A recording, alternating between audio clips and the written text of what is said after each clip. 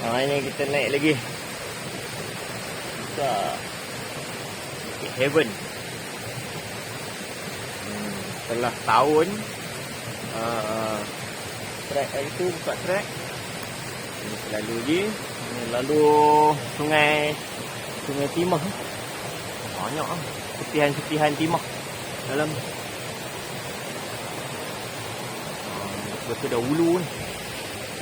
Ini kita dah terjun. Ni ada orang masuk. Saya je masuk. Jadi saya lead 3 orang. Masuk ke satu puncak. Kalau ikutkan puncak dia dalam 678. 678. Ini kawan yang ikut ni. Bagi kasut je. Okey, Bukit Heaven. Untuk kesekian kalinya. Fasa ke-9.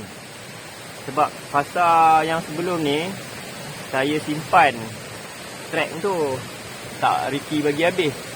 Ingat nak sambung lain kali.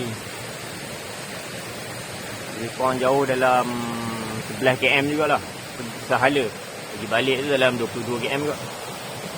Okeylah. Jom.